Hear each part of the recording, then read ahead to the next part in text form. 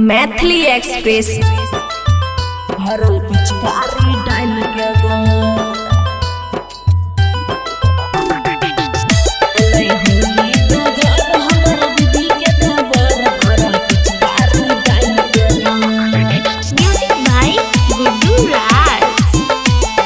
खुशी recording studio बलुआहा। पियरवा 5 गो के साथ में अलाए आ पूरा देहिया के नाइस के गए सुनना।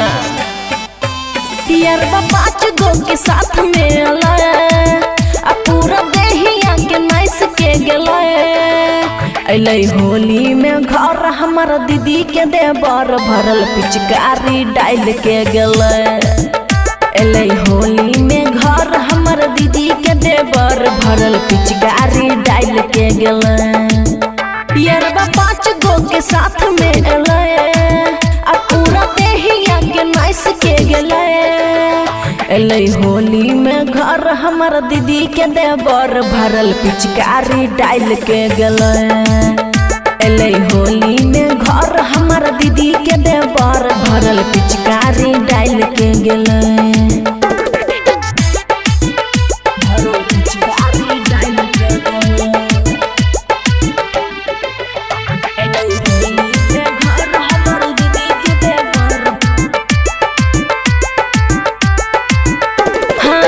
चोरी चुप मिले यार ससुरारी गोद में कैसे के भल कई अकवारी।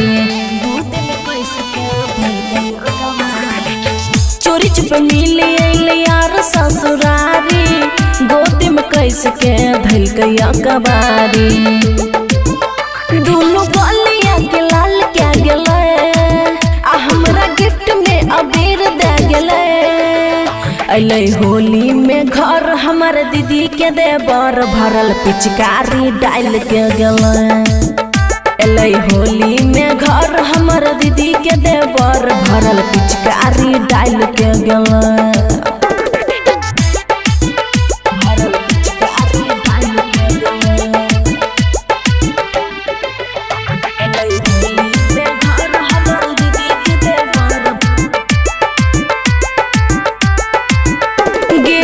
झट से बैठ गेल सखी गे पजरिया ऊपर नीचे रंग डाल दिल भितरिया की कहियो मत पूछ हे गए। झट से बैठ गेल सखी गे पजरिया ऊपर नीचे रंग डाल दिल भितरिया।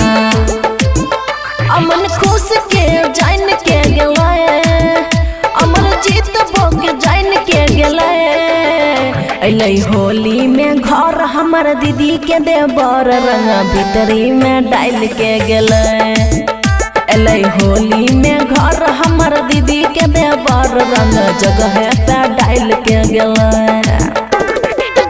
खुशी रिकॉर्डिंग स्टूडियो बलुआहा।